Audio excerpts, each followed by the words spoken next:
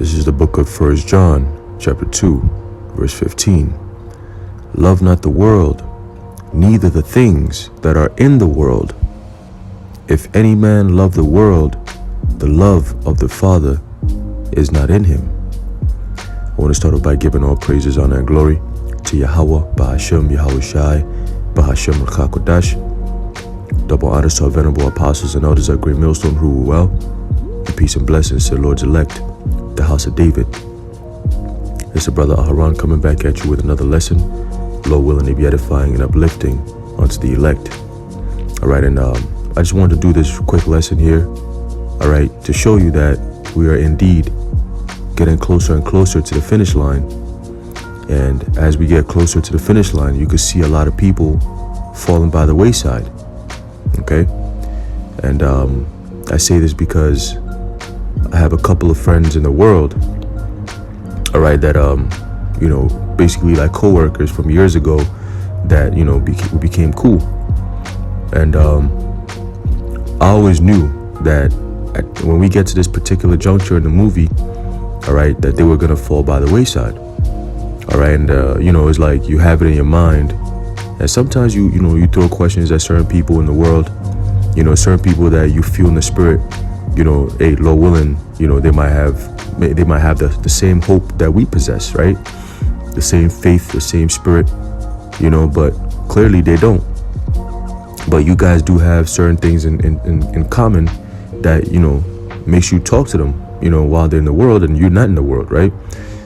So over the years, I'll say about three years ago or so, I remember telling them, yo, we're coming to a time where America is not going to be the same. All right. And this is when things were so-called normal. And, we always, be like, yo, when they're going to come out with this chip, you going to take it? And some of them were like, hell no, I'm not taking that. And you had some would be like, hell yeah, bro. Like, that's going to be the thing. You had people like that. So automatically I already knew, when the time comes, I already knew there are certain people who are going to be in the world and they're going to love the world and stay in the world and do everything according to the world. All right. So long story short, one of them, he took the thing, all right, back in, I believe, June, and it was like a joke, he was like random. He was like, yo, bro, I took it, bro. I'm like, what do you mean? He said, yo, bro, yeah, like they came around, they were giving it in my neighborhood. So I was like, yo, let me go see what's up with this. So I took it, and I had my second dose coming in soon. I was like, wow, so nonchalant.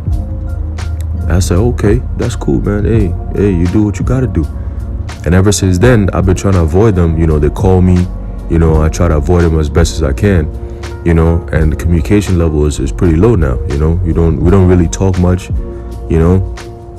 So the other one who, he frequents travel, he be going to the Dominican and all that, and he works in the city. They both work in the city.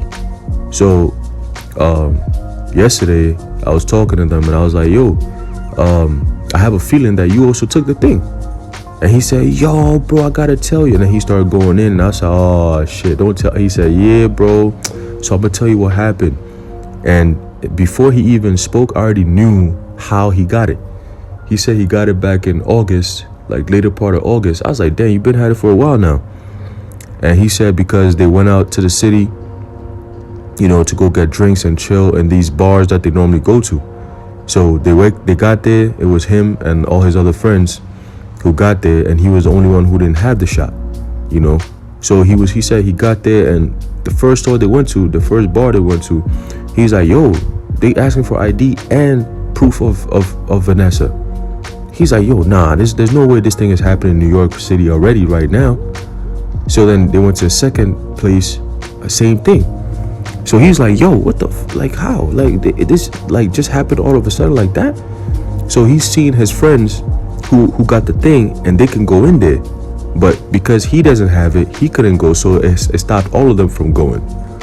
So then they kept going from bar to bar, different restaurant, like five different places in the city, and they all said the same thing, like, yo, you need to prove, show ID and, proof of getting visited by Vanessa real quick.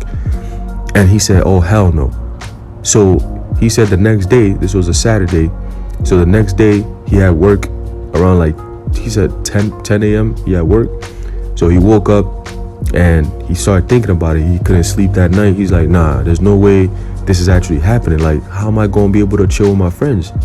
He said, yo, bro, that's the only thing I was thinking about. How am I going to be able to hang out with these niggas, you know, going to the bar, going to the clubs? Like, this is what we do.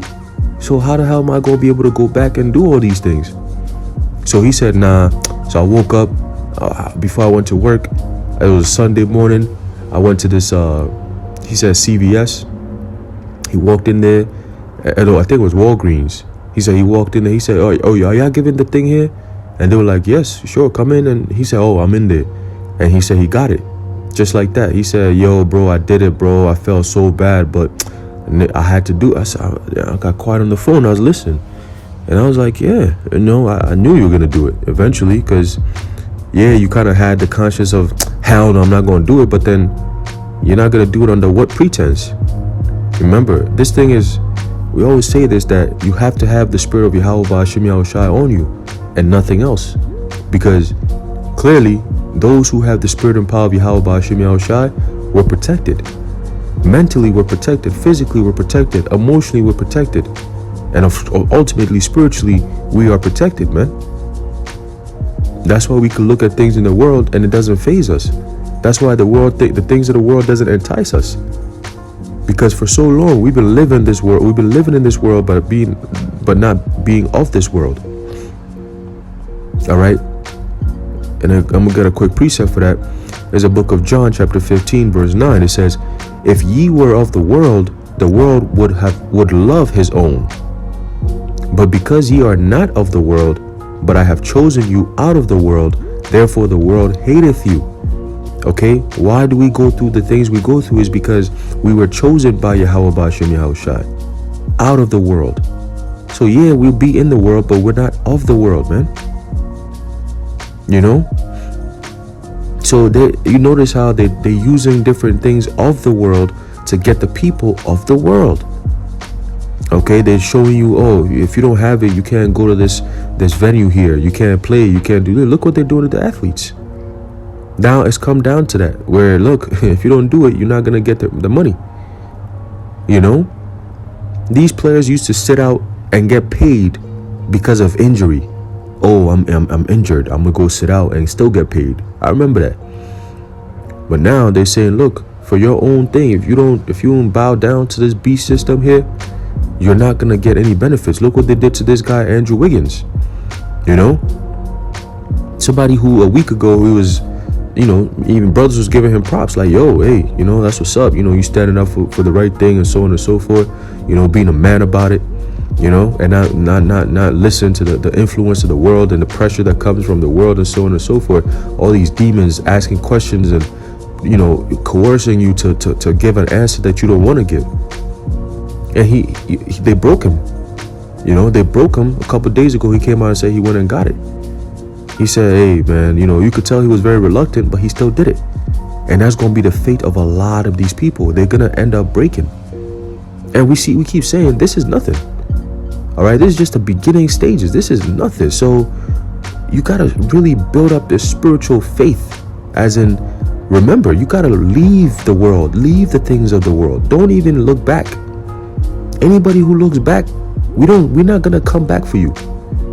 I was telling my Eve this yesterday. I said we were watching the show Midnight Mass, and it's heavy because I seen the elder Malcolm did a video on that. You know, and the same sentiments he echoed is the same thing I was telling my Eve. I said, look, you see how they take the scriptures and twist it? You see how Esau doing this other Catholic stuff is all evil, it's all demonic. I was breaking it down, you know, through the spirit, bringing out precepts. When anytime they said something in the show, I'll say, oh, that's this precept, and I'll bring it out and I'll explain it the right way, so my Eve don't get confused and get all bugged out over it. But wait, what about this? Wait, I thought this meant that. No. You break it down this way. This is what this means. This is what that means. You see? And at the end of the show, it all came together. I said, look, they just showed you the destruction of Babylon the Great. Okay, it showed you the last scene. I'm not going to spoil it, but if you watch it, you will see everything that we talk about in the scriptures. These directors know. Okay, they know they depicted how they're gonna take out people. It's gonna be a blackout, and through the blackout, they're gonna let these demons out, and it's gonna be infection after infection, and that whole so-called zombie apocalypse. It might be a real thing. It's going we gonna call it demonic possession, because that's what it's gonna be. But we're gonna see some shit. Okay, we're gonna see some chaotic stuff, and they showed you in the show. So hey, brothers, brothers, if you want to go check it out, check it out and see. It's a trippy ass show, but at the end it kind of ties in. You see it, and you see all the symbolism. All right, you're gonna see many precepts gonna pop in your head, because they show it directly. I mean, Revelation 18 is depicted in the show. I mean, so it's a beautiful way to say goodbye to this place, or to say bye. Just get out of here. But hey, things are happening, man, and the grip is gonna get tighter and tighter. And the thing these people didn't understand is that they've been deceived. Okay, they've all been deceived, man. All right, a lot of people who got the thing, now they coming out doing testimonies like shaking and the side effects and all this BS, and talking about, if I would have known, if somebody would have told me. Yeah, we told you, and you still didn't believe us. So don't come out here and say, oh, if somebody would have told me. Nothing. A lot of these people, they're finished. I noticed that I've seen a lot more sick people now. I'm seeing a lot more people with no type of spiritual morality, no conscience. It's like people just say the most outlandish things. It's like there's no hope. There's no faith. Everyone is just out, just doing whatever they want, whenever they want, however they want. And that's why Yahweh Ba'ashem Yahushua's judgment is going to be one like never before. Okay, it's going to literally wipe out this place, man. This place is going to be destroyed by fire, and rightfully so. And we keep saying it, and now you got the feds and all these different people about to come up with BS narratives and all that. Look, this place is done. Everything you do is a futile effort at this point. This place is finished, and it's going to get out of hand. And once it gets out of hand, you're going to have chaos that's going to ensue. Because they setting it up, man. They setting the people up for all hell breaking loose. Okay? And the world has been deceived. They've been greatly deceived. And now, guess what? All these people who took it, they're about to lead you to the slaughter. A lot of people going to pass away. A lot of people going to die. That's okay, because that's what Bill Gates said. They could depopulate by about 10 to 15%. So we can expect that kind of number. We're talking millions, if not billions of people going to get wiped out nicely. And then the rest, they're going to want to do some more depopulation tactics and ultimately chip the rest. But they don't have that much time. They're not going to chip the whole world. They don't have the time to do that. Look what's happening in Australia right now. They're forcing it on these people, man. Now they're talking about a Green New Deal and climate change and all this stuff. Now they're about to start boxing you in. They took away your jobs. They got there's no food coming in soon. And now they're about to tell you that you can't use certain resources. You got to stay home and stay locked down. It's about to get real bad out here, man. And the people of this world, like I said, you've been deceived. Greatly deceived. You can't come back. It's over for you. You cannot come back. All right? So the ones who are of the house of faith, for us who still believe on Yahweh Ba'ashem Yahushai and pray that we make it till the end, in joy and excitement, and ultimately Most High have mercy on us. Guess what? We're not looking back. Okay, we're not looking back. There's nothing in this world that's for us. We can see it now. All right, now you notice everything is turning into a literal spiritual war, where these devils are actually showing movies and cartoons and shows, and they're making a lot of biblical references because they're telling us we're coming for you. Yeah, you guys are always talking about the Bible. Okay, we're going to also talk about the Bible too. We're coming for you.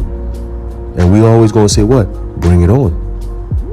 Okay, bring it on, because this is not your field. And this is exactly where we want you. We don't want to get carnal with Esau. We're not trying to pick up guns and weapons and no. Come into our space and let's do this thing. You want to do spiritual stuff? Let's get it. You see, that's the mindset we have. So, like I said, man, brothers and sisters who are of the faith, the house of David, prepare not to look back. There's nothing left here for us, man. Just keep looking forward. Look forward to that promise.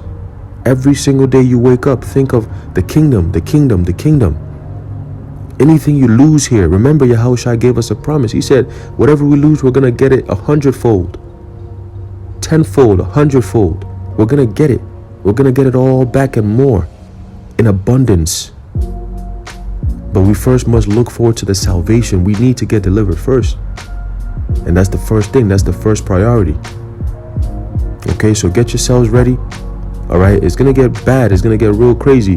But you have to be able to cut yourself from the emotional ties that you might have in this world.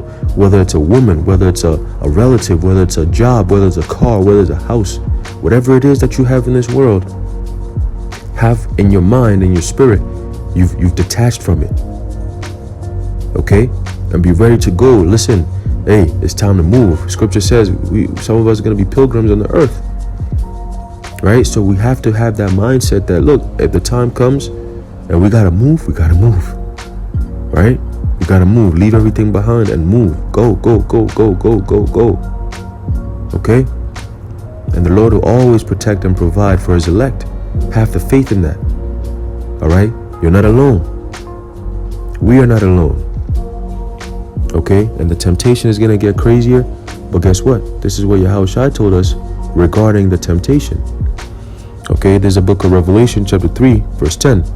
Because thou hast kept the word of my patience, I also will keep thee from the hour of temptation, which shall come upon all the world to try them that dwell upon the earth.